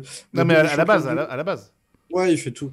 Et il est full focus sur l'épanouissement. Le but, c'est justement de transformer les situations qui sont potentiellement chiantes au quotidien de l'athlète. Alors, ça ne veut pas dire que ça va 100% marcher, mais son but, c'est ça. C'est qu'il kiffe même à faire alors que la natation, c'est super chiant. Les mecs font toujours la même chose à faire des longueurs. Je confirme. Moi, je trouve ça ultra relou. Réussir à avoir du plaisir à faire ça, fait que c'est game changer. Le mec, il va devenir une... Ouais, mais c'est nuancé. Tu dois de temps en temps sortir quand même de ta zone de confort pour arriver derrière. Mais tu peux le faire par le plaisir. Tu peux le faire par le plaisir. Moi, j'ai quand même l'impression, je n'ai jamais fait de haute performance dans le poker, n'est-ce pas? Par contre, j'ai été champion de France 3 fois de natation. j'ai nagé longtemps à haut niveau. J'ai beaucoup de mal à croire que le haut et le très haut niveau, tu ne puisses pas à un moment, tu ne sois pas obligé de passer par un moment où il n'y a pas de plaisir et il n'y a que de l'effort, quoi. J'ai vraiment du mal à croire qu'à jamais, à aucun moment, ce plaisir s'en va un peu, quoi. Moi, j'ai nagé avec des gens très forts. Ça nous faisait tout chier à un moment donné. Alors, c'était de nager, c'était la musculation, c'était le fait de faire des siestes coordonnées, de devoir manger X milliers de calories par jour, enfin, tout ce que tu veux, mais il y a un moment où ça te fait... Dans la performance que tu cherches, il me semble qu'il ne peut pas y avoir que du plaisir. Qu'est-ce que vous en pensez ? Mais alors, moi, justement, c'est la question que je voulais poser à Romain. De ce que je comprends de ce que tu nous dis, c'est que même en faisant les choses chiantes, en fait, tu vas travailler sur ces choses-là pour les rendre plaisantes, c'est ça. Mais tu vas quand même faire les choses chiantes. Alors, tu peux triquer, effectivement, c'est une des manières, c'est-à-dire trouver du plaisir et avoir une perception différente, ça c'est une possibilité. Ou si tu n'y arrives pas, bah, le fais pas. Parce que, vas-y, hein, tu pourras tester. Enfin, moi, je suis pareil, hein, je suis un être humain, je suis pareil. Je fais un truc qui me fait chier et j'arrive pas à apprendre.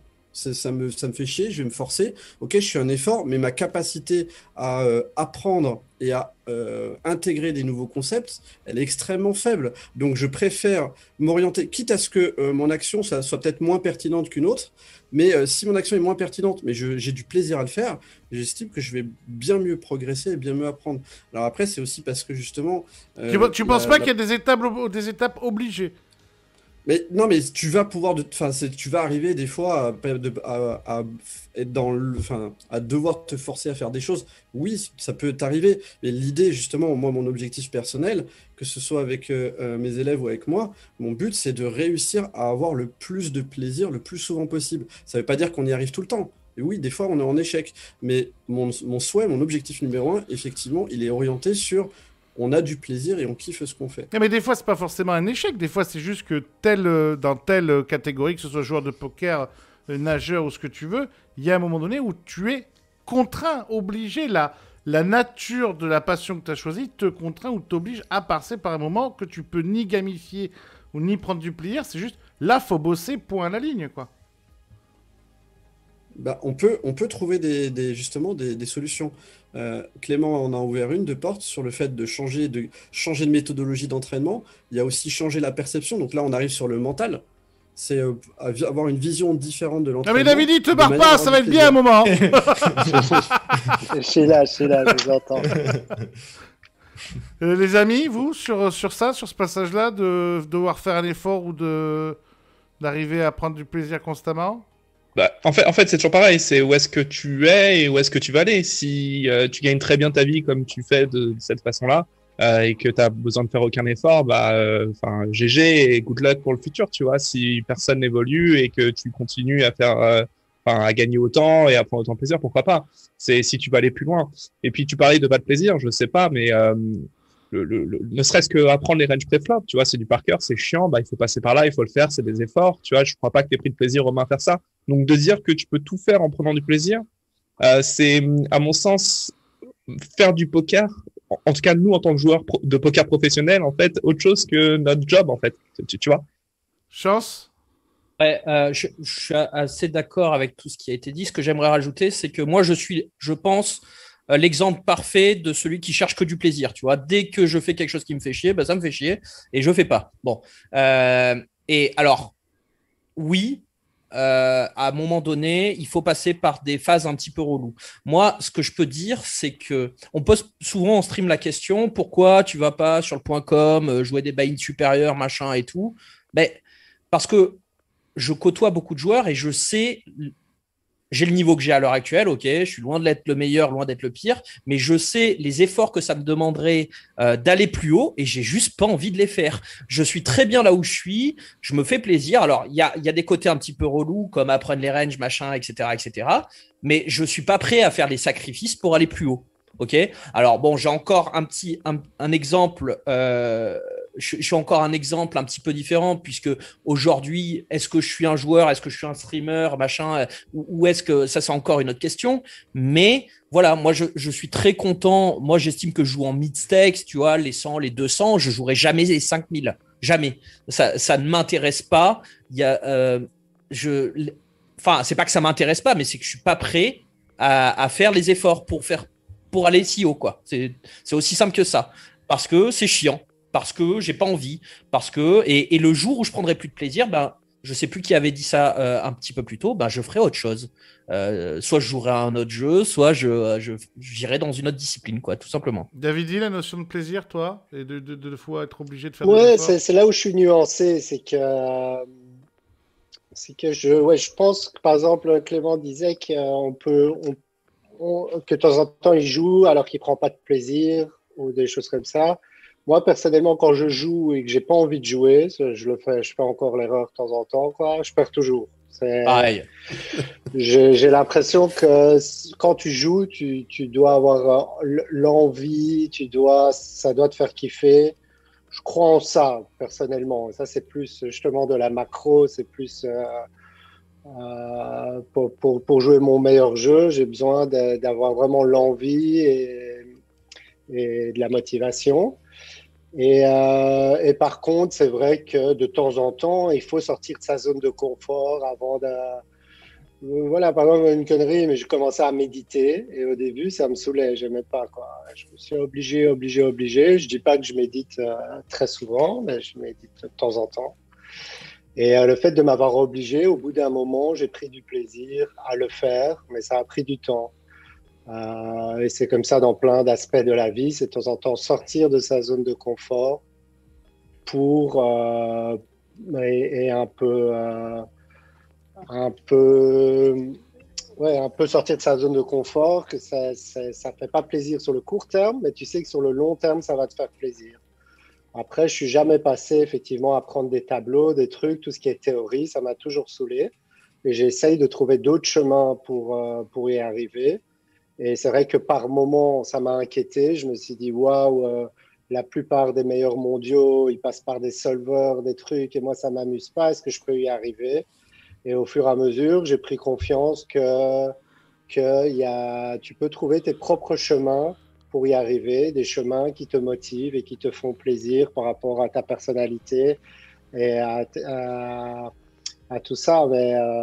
Donc toi, David, plus juste comme Romain, à essayer vraiment de toujours rester dans le plaisir et pas... Voilà, avec une trouver tes nuance propres qui est chemins, de quoi. temps en temps quand même sortir un peu de ta zone de confort. Troisième sujet, les amis, le stacking. Est-ce la seule solution pour rendre viable la vie professionnelle d'un joueur de poker? Là aussi, Clémence, toi qui vas débuter, parce qu'avec la team ATM, ça fait un moment que vous en faites. Alors, est-ce que c'est la seule solution, enfin, est-ce que c'est la seule solution pour rendre viable la vie professionnelle des joueurs de poker? En fait, il y a plusieurs choses. C'est quand quelqu'un a réussi dans le poker et qui veut faire un business à côté, la première chose à laquelle il va penser, c'est faire d'ouvrir une stable. Il va vouloir avoir il va vouloir coacher, stacker, etc. Puisqu'on est dans ce milieu-là, on va jamais penser ouvrir une boulangerie. Donc, forcément, si plus tu vois de structures s'ouvrir, plus ça veut dire qu'il y a de personnes qui ont réussi, qui décident de se lancer dans l'aventure. Je pense pour les personnes qui rejoignent les organisations de stacking de stacking coaching, je pense que c'est surtout dû au fait de la solitude du jeu. On a envie de faire partie d'une team. Il y a le côté financier. Beaucoup de personnes n'ont pas envie de prendre les risques. Il y a aussi une autre chose, c'est que ça peut être une façon viable de voir sa carrière. C'est-à-dire que si jamais tu es gagnant sur un tournoi, en fait, on peut te payer à jouer sur ce tournoi-là. Et ça revient un peu au stacking, en fait. C'est si jamais sur un tournoi, tu vends à 1.2, c'est-à-dire que tu es payé 20% du buy-in ou de la part du buy-in que tu as vendu. Et si jamais tu fais ça pour des gros buy-in, ben à la fin de l'année, ça te fait un revenu fixe. Et je pense que ça attire pas mal de monde. Ok. Julien? Alors, donc, pour répondre à la question, est-ce que c'est la seule solution pour devenir pro? La réponse est non. Et je vois dans mon entourage, la plupart des gens ont réussi sans stacking, sans backing, sans coaching, même si évidemment c'est des autodidactes qui sont formés et que c'est vraiment des gens... voilà, je parle pas de généralité. Je pense que le stacking coaching est très intéressant pour notamment les joueurs de tournoi, ça leur permet vraiment de lisser la variance, surtout au début de leur carrière. Ça permet également, effectivement, de rentrer dans des groupes de travail. Ça permet d'échanger avec des gens qui ont les mêmes problématiques, qui se donnent à fond, qui tryhardent. Donc, je pense que c'est un raccourci. Je pense qu'en cash game, ça fait pas beaucoup de sens, sauf quand tu commences à shotter vraiment des très grosses limites où il y a des très gros gaps. Si tu passes de la 25-50 à la 100-200, tu te rends bien compte que c'est x4, quoi. Donc, de vendre des actions, de faire du stacking et de vendre du stacking sur ce genre de gap, pourquoi pas. Mais en tout cas, ça fait vraiment sens. Et pareil, on va prendre le troisième exemple des spins, où la variance est absolument immense, où ils parlent en chips EV, ce genre de choses, pour calculer leur taux théorique. Mais en réalité, leur taux théorique n'a à voir généralement qu'après des milliers, des dizaines de milliers de spins ou de sit and go jackpot à jouer. Donc, lisser la variance, rentrer dans les groupes de travail, oui. Nécessaire, obligatoire, non, pas du tout. Je pense que ça dépend vraiment de la personne, de ce qu'il recherche. Et ça dépend aussi de quelle est la relation qu'il entretient avec, tu vois. Quand on parle de stacking, on parle aussi de jouer avec l'argent de quelqu'un d'autre. Je sais qu'il y a des gens qui en seront incapables, qui seraient pétrifiés par l'enjeu. Ou au contraire, il y a des gens qui seraient qui sont complètement fainéants, par exemple, à jouer seuls avec leur propre argent. Ils ont par exemple pas envie de jouer. Et le fait de devoir rendre des comptes, ça va vraiment faire des choses qui vont les pousser vers le haut. Donc, pas obligatoire, mais pourquoi pas une vraie option. Davidi? Ouais, moi je sais pas, je suis un peu. En fait, je stack depuis très longtemps. Je stackais beaucoup de joueurs français. Et ce qu'on recherche dans la notion de stacking, c'est trouver une relation gagnant-gagnant. Mais c'est très rare. Souvent, ça va profiter à l'un ou à l'autre. C'est très rare que finalement, ça profite aux deux parties. La seule manière pour que ça profite aux deux parties, c'est justement de rajouter du coaching. Et malheureusement, c'est quelque chose que j'ai rarement fait. C'est plus, je vais un petit peu aider, mais j'ai jamais été un bon coach et j'ai jamais utilisé ça. Et donc, j'avoue que ça a souvent posé des problèmes. Après, voilà, j'ai fait beaucoup d'erreurs là-dessus. Et parfois, le joueur n'était pas content, parfois le stacker n'était pas content. Et souvent, au bout d'un moment, ça s'arrête. Après, est-ce que pour le joueur, c'est important de se faire stacker pour réussir? J'ai envie de dire aujourd'hui un peu plus qu'avant. Avant, dans le team Winamax à l'époque, la plupart, ils avaient monté 1 million en partant de 0 ou de 1 euro. Ils ont jamais dû redéposer. Ils ont monté. Aujourd'hui, c'est devenu beaucoup plus difficile de monter sans bankroll. Mais quoi qu'il arrive, avant de trouver une bankroll, tu es obligé d'avoir déjà fait tes preuves, d'avoir une belle courbe et d'avoir déjà un bon rendement. Après, je ne sais pas vraiment. Moi-même, je suis en plein questionnement par rapport à tout ça, par rapport au stacking. Je ne suis pas convaincu. Il y a pas mal de joueurs qui font appel au stacking et qui se trouvent confinés, j'ai envie de dire, dans un make-up pendant des années, à plus gagner d'argent, tout ça. Parfois, c'est plus malin pour le joueur de jouer un petit peu plus bas et d'y aller step by step, même si ça va prendre un peu plus de temps, et au moins d'avoir 100% de son action. Et voilà, et de vendre tournoi par tournoi quand ils jouent des tournois live plus chers, intéressants, vendre à la cote plutôt que de faire des deals long terme comme ça se fait beaucoup actuellement, et où tu es bloqué parfois pendant des années parce que tu as mal démarré, tu commences dans le rouge et tu as besoin de beaucoup de temps avant de te refaire. Et voilà, tout ça sans parler de l'aspect psychologique derrière, comme Julien parlait, un joueur qui est perdant, est-ce que le fait d'être stacké, il y a un aspect mental qui fait que quand tu es stacké, soit tu le vois de manière altruiste et tu te dis j'ai envie de faire gagner de l'argent, mon stacker il m'a fait confiance, je veux lui prouver qu'il a bien fait, ou soit tu as l'aspect un peu dégoûté, tu as gagné un tournoi et le 3/4 va être reversé à ton stacker et tu dis oh, fuck, si j'avais joué pour moi-même, quelque part inconsciemment tu n'as même pas envie de gagner.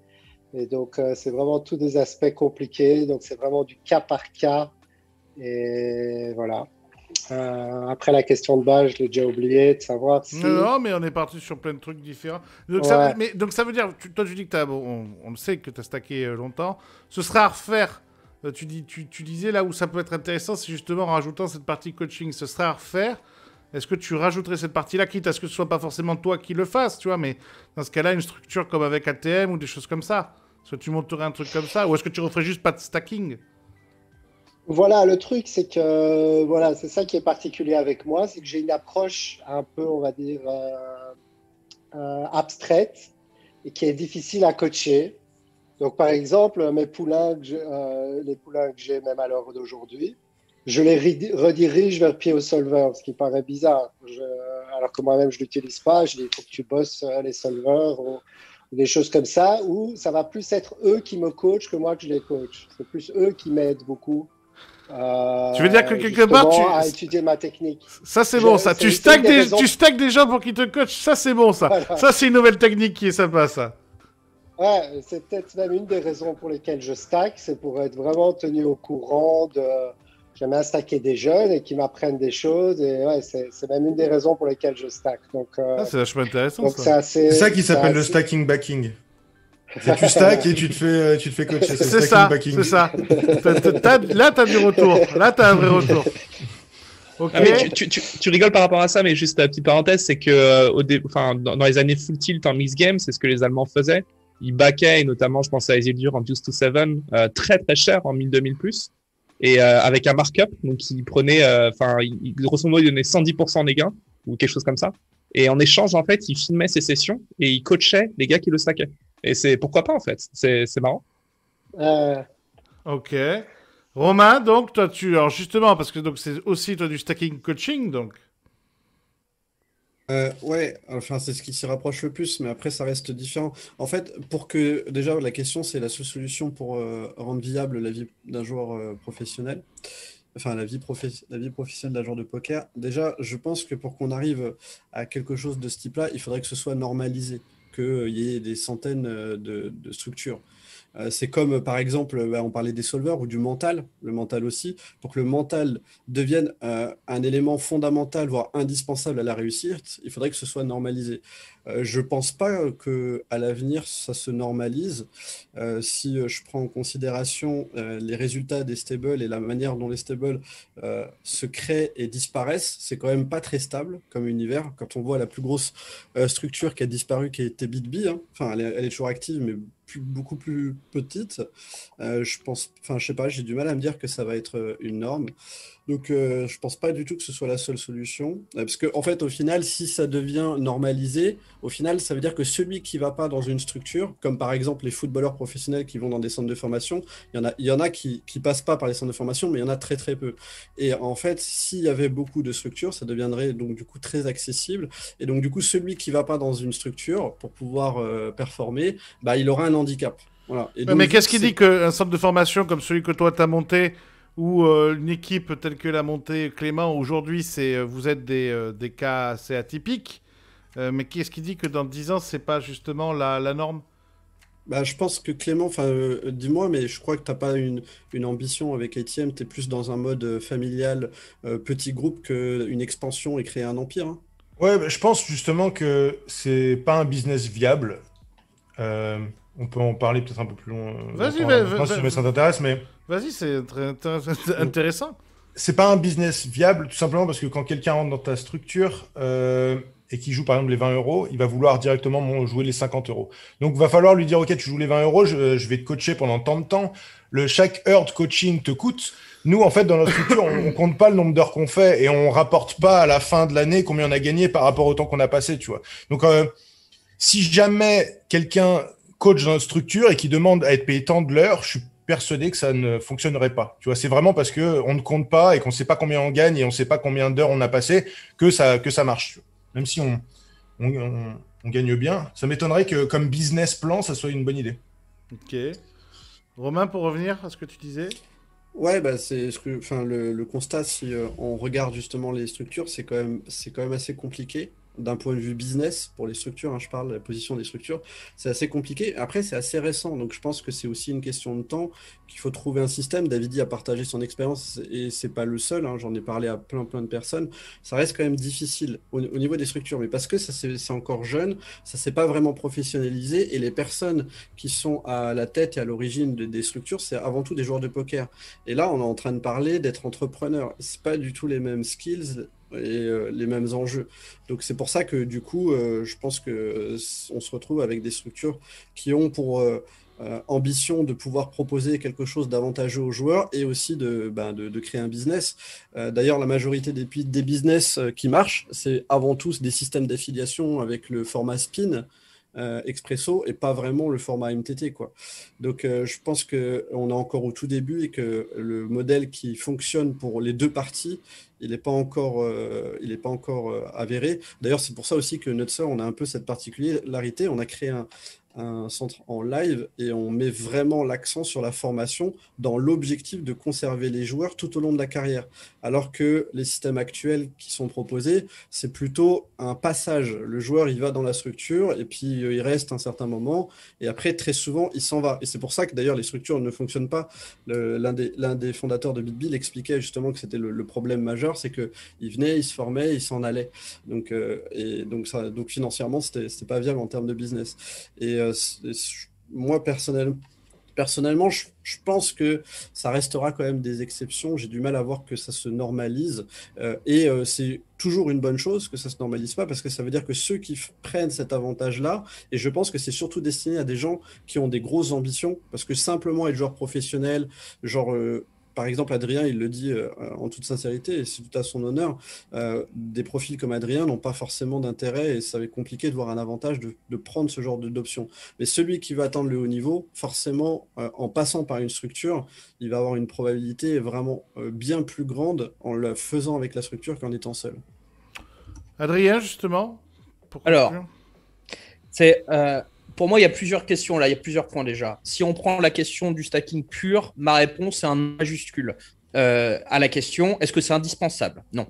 Moi, j'en suis l'exemple, mais je connais plein d'autres joueurs qui sont dans le poker depuis bien moins longtemps, genre depuis 2 ans, qui sont partis de tout en bas et qui sont peut-être pas tout en haut, faut pas exagérer, mais qui ont bien réussi. Qui ont bien réussi et qui ont encore une bonne marge de progression. Bon, personnellement, je me suis jamais fait stacker. En ce qui me concerne, pour mon profil à moi, le seul intérêt que je verrais, c'est pour faire des tournois ultra value que je pourrais pas me payer en restant un peu BRM, typiquement le main event des WSOP. Et si demain je vais à Vegas et que je veux faire ça, s'il y a bien un moment pour lequel je demande un stacking, ce serait pour ça, par exemple. Voilà. Sinon, je le joue pas de toute façon, à part via un SAT ou bref. Donc le stacking. Le message est passé. Ah, tu m'appelles avant d'appeler Davidi. Hein. Ah, mais regarde la bataille. C'est le mien. Non, t'as Davidi, il a été hyper discret, Davidi, en mode achat, tu sais, il a juste levé les 2 doigts en mode. Ouais, appelle-moi. Voilà, c'est bon, les parts ont été vendus. Je vous rappelle que je prends une petite marque dedans. Allez, on continue. Alors, non, moi, il y a déjà un truc qui n'a pas été mentionné, c'est que moi, je trouve que la montée progressive, avec la progression qui va avec de limites online, ça a des vertus.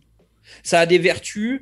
Moi, j'en suis un exemple, c'est-à-dire que je me suis cassé pour plein de raisons, la gueule plein de fois, et plein de fois, j'ai été obligé de repartir de zéro. Alors, à ce moment-là, j'aurais pu demander des stackings.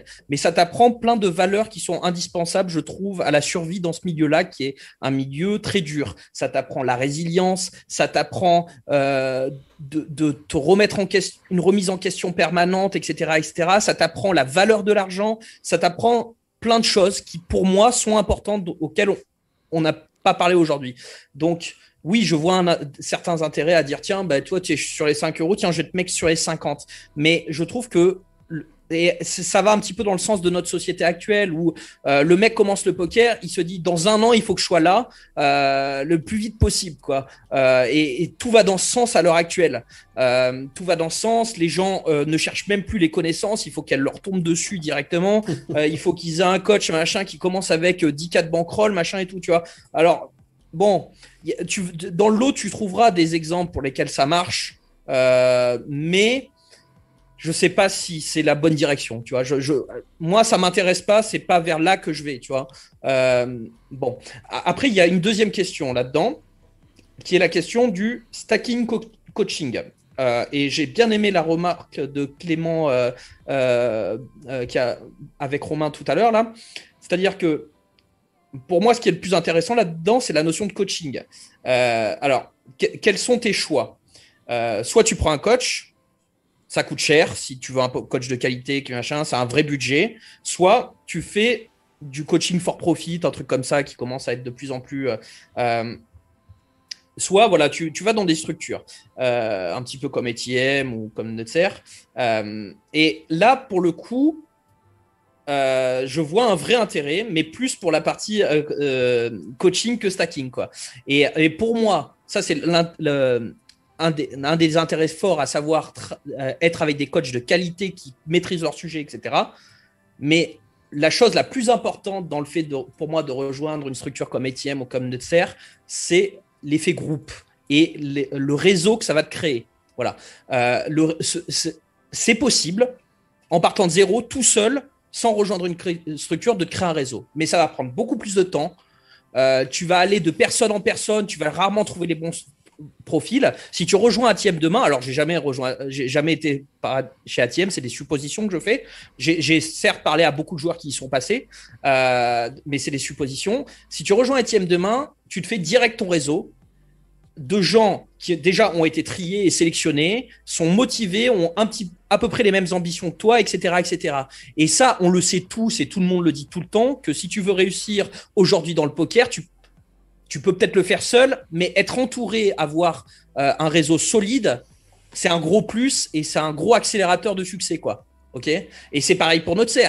Moi, ce qui me plaît, une des choses, par exemple, qui me plaît dans le projet Nutser, c'est que le commitment que ça te demande, c'est il faut que tu quittes tout du jour au lendemain pour aller t'installer au Cambodge, tu vois. Et là, non, mais rien que ça, déjà, ça te trie déjà les mecs motivés. Oh, le Cambodge, casse-couille celui-là, tu vois. Alors, c'était peut-être pas ça l'idée à la base du truc, mais pour moi, ça te sélectionne déjà les mecs à l'entrée, tu vois. Et te dire demain, j'ai tous ces mecs-là dans mon carnet d'adresse, je vais pouvoir tous les jours parler poker avec eux. Ça, c'est une vraie force pour moi. Et moi, je parle avec beaucoup de joueurs de poker tous les jours. Un mec vient me voir, vient me dire, j'ai fait, tiens, je suis passé chez ATM pendant 1 an. Mais déjà, je sais à qui je parle, tu vois. Je sais à petit peu près ce que le mec doit pouvoir valoir, les valeurs qu'il a, les choses, tu vois. Je sais pas si c'est très clair ce que je dis, mais voilà. Et pour moi, c'est ça le plus important. Alors, est-ce que c'est indispensable ? Je pense qu'on arrive dans une ère où ça va l'être, ouais. Après, le stacking, pour moi, on peut faire sans et même peut-être c'est mieux, je sais pas, mais voilà. Ça, par contre, c'est très important. Pour moi, la vraie question, elle est là. Voilà. Eh ben, c'est bien pour finir sur ce sujet.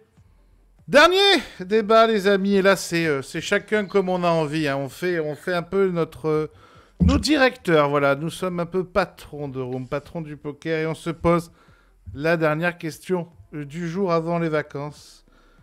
Que serait pour vous l'évolution primordiale que doit faire le poker dans les prochaines années, que ce soit d'un point de vue du jeu ou d'un point de vue, par exemple, de l'industrie ? Je vais lancer juste comme ça le petit débat avant que vous lanciez. Par exemple, moi, il me semble qu'une des premières choses à faire, et je trouve que 2 rooms sont en train de le faire, GG Poker en écrasant tout le monde, et pour le coup, Wina a beaucoup travaillé là-dessus, c'est évidemment la gamification. On en a longtemps parlé.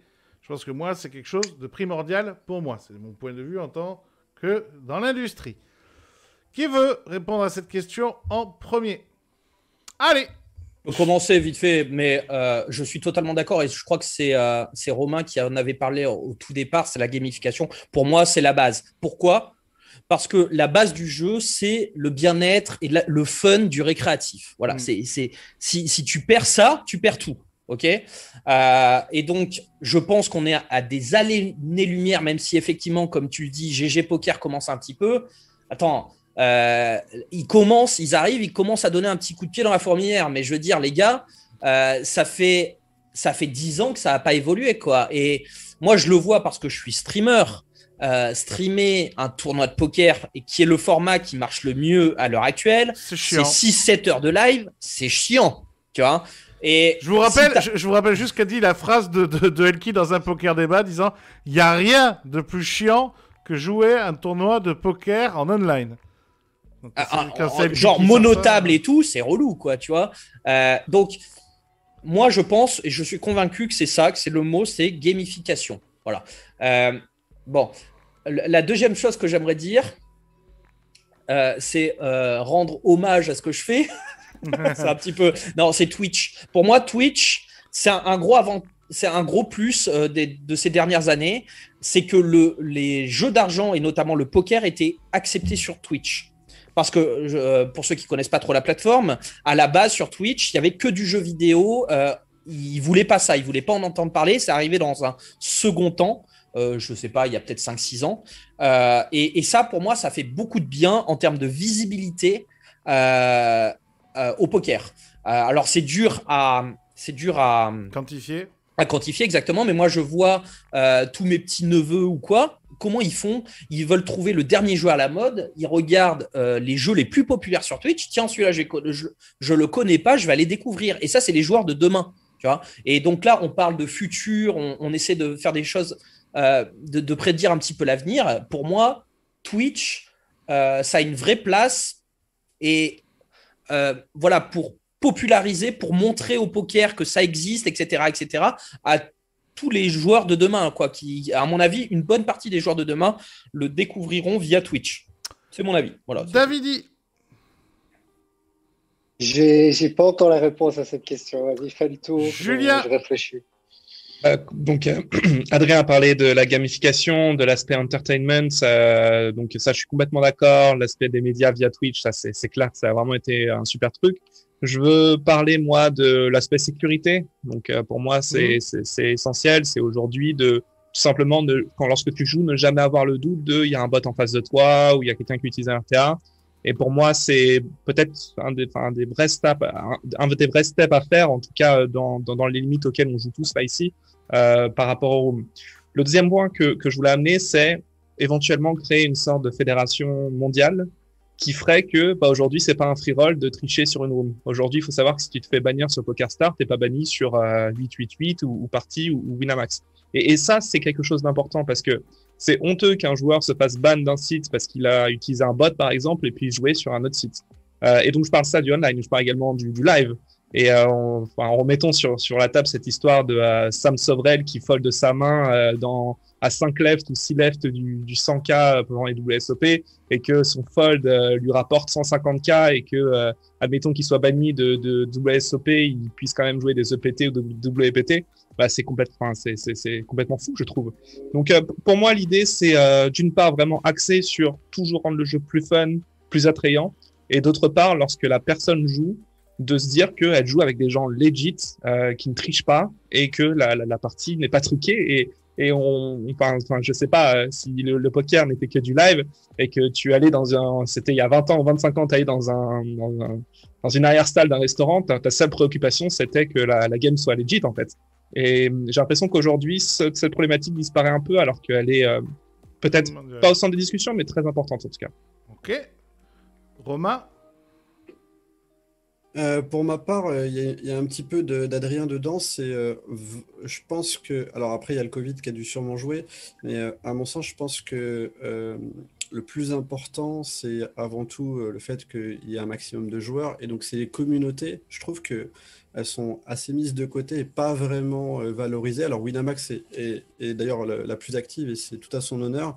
Mais je suis plutôt partisan d'enrichir les communautés parce que je trouve qu'elles s'autogénèrent d'elles-mêmes et que l'industrie fait pas vraiment grand-chose pour ça, alors qu'au final, si on a des communautés actives, on le voit dans l'e-sport, hein, c'est principalement ça qui fait fonctionner les jeux. Donc si on a des communautés actives, on aura plus de joueurs, on aura plus de plaisir au poker, ce sera plus populaire, l'image sera meilleure, et du coup, tout le monde y gagnera au final. Donc moi, j'aimerais voir ça, effectivement, les communautés qui soient bienveillantes, qui grandissent et qui soient actives, qui proposent, qui soient force de proposition et qui soient forcément en partenariat avec l'ensemble des intervenants pour que ce soit cohérent dans l'ensemble. Monsieur Clément Richez. Ouais, moi je trouve excellent tout ce qui a été dit et je suis d'accord avec tout. Ce qu'a dit Julien est extrêmement important, je trouve, surtout en high stakes. C'est aujourd'hui, je pense que chaque joueur de haute limite a toutes les simulations PIO. En tout cas, moi je les ai toutes. Je pense que tout le monde les a toutes pour son travail personnel. Et c'est tellement facile de tricher quand tu es en high stakes, c'est incroyable pour moi. Je n'arrive pas à comprendre. Tu peux avoir 10 000 euros à la table, 40 000 euros à la table, 20 000. Il n'y a aucune réglementation supplémentaire. Le mec peut avoir littéralement un autre ordinateur ou son pote, dire la main, enfin, c'est n'importe quoi. Je trouve. Il y a un système d'ailleurs aux échecs qui pourrait très bien fonctionner au poker. Je crois que j'en ai déjà parlé dans un autre poker débat. Ça serait simplement partager sa webcam et partager son écran. Tu vois, donc en fait sur ton écran, aux échecs, quand tu fais une compétition, tu as la webcam devant, une webcam derrière, tu partages ton écran et ça me semble pas ahurissant d'imaginer ça pour la 1K+, ou la 2K+. Voilà, et puis même pour un amateur, au final, on peut se dire que c'est chiant pour un amateur, mais un amateur a surtout envie d'être safe et savoir que les gens en face de lui sont pas des robots, que ne trichent pas, etc., est bien plus important, selon moi. Donc voilà pour ce point-là. Et ouais, après, je pense que je suis d'accord avec tout ce qui a été dit. La gamification, on sait que je sais pas combien il y a de millions et de milliards qui sont dépensés par jeu vidéo pour rendre ce jeu vidéo-là intéressant. Je sais pas combien il y a d'études qui sont faites pour rendre ce jeu-là addictif. Et on voit sur des rooms, là, on peut envoyer des mouchoirs. Non, ça vient d'arriver, il n'y a même pas l'année dernière, où maintenant on peut envoyer une boîte de mouchoirs. Je trouve ça hallucinant. Monsieur Davidi, pour finir. Ouais, tout a été dit. Ils sont pas contre les invités. Ah, Ouais, t'as vu, hein, on est bien. On est entre gens bien aujourd'hui. Ouais, donc je suis d'accord un peu avec tout. Et c'est bien effectivement d'insister sur la sécurité parce qu'effectivement, aussi bien online que live, on se retrouve dans une situation où c'est devenu facile de tricher. Mais comme on se connaît tous, il y a une espèce d'éthique qui permet d'éviter cette triche. Et c'est le cas vraiment en live.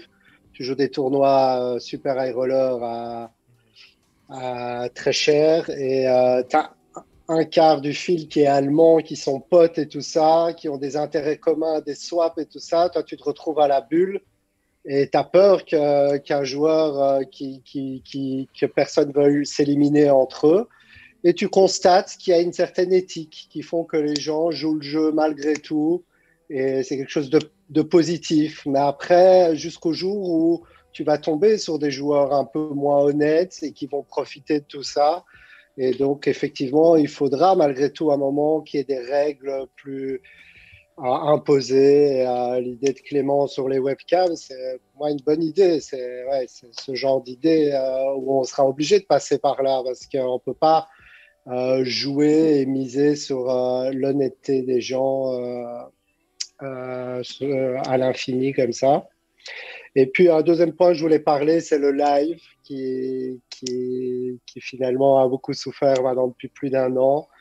Et on voit avec les premiers tournois aux États-Unis que les gens ont très envie de jouer en live.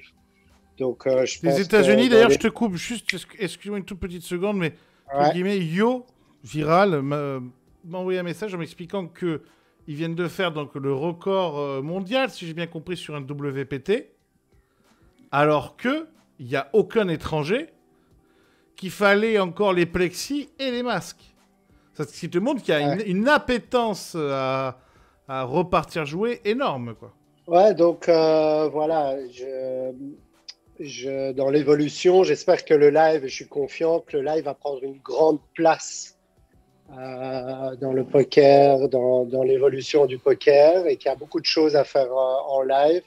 Et je pense que, ouais, online, il parle de la gamification, mais en live, il y a aussi cet aspect de plus en plus fun, comme les tournois de Winamax. Ouais. Un peu de pub pour mon sponsor, mais c'est Mais t'as raison. T'as raison.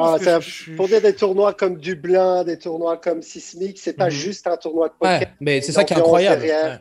Et tu sais, c'est un peu une forme de gamification du jeu live, des tournois live, quoi. Et je trouve que c'est pas assez fait. Fun. C'est pas assez fait. Je trouve que Wina, pour le coup, c'est vraiment les seuls à faire ça, tu vois. Tout le monde sait que je suis proche de PMU. PMU, ils n'ont pas les mêmes moyens, évidemment, mais ils essayent quand même toujours qu'il y ait la petite soirée, le truc qui va bien, tu vois, etc. Ils essayent de faire des petites choses. Et putain, c'est les deux seuls. Tu vas sur un EPT, il se passe plus rien. Tu vas sur des FPS, quand il y en avait, il se passait plus rien. Y a tout le circuit français. Alors après, chacun a ses moyens, mais je veux dire, je suis d'accord avec toi qu'il manque vraiment ce côté un peu événementiel que c'est très bien faire Wina, par exemple. Voilà, ouais, rajouter du fun au live et pour attirer un maximum de monde. Et voilà, le live, ça attire les joueurs amateurs. Du coup, ça attire un peu tout le monde, les pros et tout. Et je pense que ça a une belle vie devant eux. Et voilà. Et si le Covid est fini, je pense que le prochain Sismix, faudra agrandir le casino du Ré Delmar d'au moins 400 mètres carrés, quoi, tu vois. Écoutez, les amis, merci beaucoup, c'était passionnant. Est-ce qu'on se retrouve au WSOP? Est-ce que tout le monde y va? Je suis pas sûr, moi. Pas sûr non plus. Non, mais Clément, je te dis, il y va, c'est sûr. Tous les autres, Romain, tu vas avec... Ouais. tu vas parce que t'as annoncé... c'est pareil, t'as annoncé un truc de fou, toi, là. Parle-nous en 2 secondes, là, vite fait, là. En 2-2, là. C'est quoi Ouais. l'histoire des contrats, là? J'y vais avec le Team Pro Nutser, puisqu'on n'a pas eu l'occasion avant, vu qu'il n'y avait pas de tournoi, malheureusement avec le Covid, sinon on aurait déjà été là l'an dernier. Effectivement, on va être au moins 7, peut-être plus, mais au moins 7 à se déplacer à Vegas. Et effectivement, en fait, il y a les 2 premiers joueurs formés par Nutser qui ont donc validé leur accès au Team Pro Live, puisque l'idée, en fait, c'est que chez Nutser, on a vraiment, c'est pour ça que c'est pas la même chose que le stacking coaching ou le stacking backing, enfin que les autres structures. J'ai dit Nous, cours. on a pour vocation à former les joueurs pour qu'ensuite ils aillent en live. Enfin, l'objectif, c'est que le maximum de nos joueurs formés aillent en live. Mais c'est quoi Donc, l'histoire du des coup, 150K par joueur, là, ou je sais pas quoi? du coup, bah, le mec, quand il est prêt, et c'est le cas de Pulsar et de Cortex, ils sont prêts. Bah, quand ils sont prêts, ils accèdent à un contrat de 300 000 euros de buy-in, donc à effectuer sur 2-3 ans. En général, ça devrait prendre entre 2 et 3 ans, ça dépendra du live. Donc 150K donc, par an, alors, c'est ça? Grosso modo, alors, si bah, je comprends. s'ils jouent toute l'année, ouais, Ok. ça prendra entre 1 an et 1 an et demi, je pense, ouais, donc 2-3 ans. Et voilà, et donc du coup, tous les joueurs qui sont formés chez nous auront accès à ça et donc rejoindront le team pro live de Nutser. Ok. Donc Clément avec toute la team ATM. Mhm. La belle équipe. Juju, tu vas aussi, évidemment. Ouais, avec James Chen et Antonio Martins. Ok. Tu vas jouer quoi? Full programme, tout. Et surtout Le Miss Game, du MDD? coup. Ouais. Ok. C'est... je te dis ça parce que Clément, je sais qu'il va tout jouer aussi. Euh, Et Benjamin Chalot aussi. Davidi avec toute la team Wina. Il se fait que j'attends la naissance de mon 2e enfant Ah oui début Oh. octobre. Ah oui, c'est Félicitations. vrai ça. Ouais, ce qui fait que je pense que j'irai quand même pour le main event en novembre ou quoi, parce que c'est dur à rater quand même. Mais je ferai pas du tout le programme. Si j'y vais, c'est vraiment une D'accord. semaine ou 2 max. Tu gagnes un premier trophée en octobre et tu gagnes un second trophée en novembre. C'est ça. Première Voilà. victoire. Et Chance, bah écoute, Chance, tu viens de vendre tes parts en direct, donc j'ai envie de te dire, tu vas là, t'embêtes pas, mon bon, hein, on sait déjà. Non, mais même au-delà de ça, quoi. Moi, j'attends de voir. C'est un petit peu tôt pour dire, tu vois. Oui, il y a les conditions, tout bah ça. oui, c'est ça, évidemment. quoi. Moi, c'est ça plus que le reste, quoi. Pour moi, c'est ça le plus important, quoi. Dans quelles conditions on va jouer, voilà. Quels sont les prérequis? J'en sais rien. Priori, il y aura pas de Plexi, il y aura peut-être. Moi, je pense que je prendrai ma décision au dernier moment, probablement. Ouais. Eh bien, écoutez, les amis, merci beaucoup, franchement, et vous m'avez régalé. C'était une émission canon, c'était énorme. J'ai beaucoup aimé l'affaire. En tout Ah cas. ouais, c'était parfait. Merci encore une fois d'être tous venus, d'avoir tous répondu présent. Merci, mon Davidi, encore une fois. Merci à Wina. Merci à toi, Loïc. Merci tout le D'accepter. monde. C'est un plaisir et un honneur de t'avoir. Vous allez jouer chez Winamax. Comme ça, vous pourrez jouer contre Monsieur Davidi Kitaï. Vous allez aussi chez Wina parce que vous pourrez jouer contre Monsieur Chance44 qui stream très très fréquemment dans le Stream Gang, qui est la figure de Wina dans le stream. Et on va sur sa chaîne, la chaîne Twitch de ZChance44. Merci beaucoup, mon bro. Avec plaisir. Mon Julien, la méthode Cash Game, c'est toi qui viens de le sortir. C'est déjà un succès d'après les chiffres de vente que j'ai. Mais que j'imagine. Et surtout, il n'y a que des bons retours. Donc pareil, vous allez en lien ci-dessous et vous allez voir. C'est pour, on a dit, hein, on en a déjà parlé, c'est pour les jours un peu costauds. Faut pas y aller avec 2,50 €, quoi. Ouais, merci de l'invitation. Et donc la méthode qui est sortie depuis le 1er mai, déjà plus de 65 membres, vraiment le kiff, le Discord, tout le monde content, les gens commencent à poster leurs premiers graphes et ça se passe plutôt bien. 65. Non mais il faut que... Oh là là, c'est bien fait, c'est bien fait. Le patron de la meilleure équipe du monde, oui, la team ATM.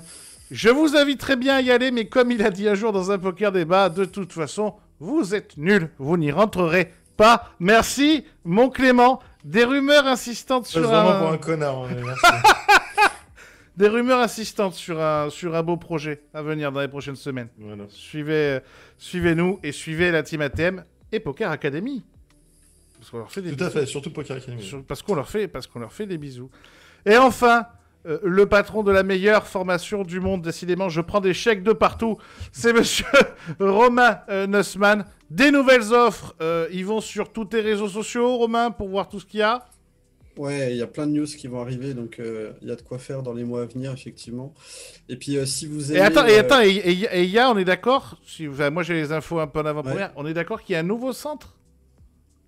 Ouais, on a changé de centre, effectivement. On est passé sur un centre plus haut de gamme en côté plaisir-confort, effectivement. J'ai Ouais. vu, Mais ils y seront dans deux jours, ouais. Ouais, j'ai vu les photos, ça a l'air violent. Hein. Ouais, bah écoute, on essaye de toujours proposer le meilleur service à tous nos joueurs. Et puis si vous aimez avoir des points de vue différents, un peu innovants, quitte à ce que je me fasse agresser à la gorge par mes collègues, avec grand plaisir, je suis là pour vous servir et faire le punch and ball. Merci infiniment les amis, c'était fabuleux. Merci à vous d'avoir suivi encore une année de succès, ça a cartonné. Je vous souhaite évidemment de belles vacances. On se retrouve à la rentrée. Alors, en online ou en live, j'espère que ce sera en live. C'est qu'il y aura des bonnes nouvelles, mais on continuera de faire du poker débat parce que quand j'ai des invités de cette qualité-là, j'ai envie de continuer à vous les faire partager. Merci les amis. Merci à vous de nous avoir suivis. On se retrouve très très vite pour un prochain poker débat. Ciao, ciao, ciao! Ciao.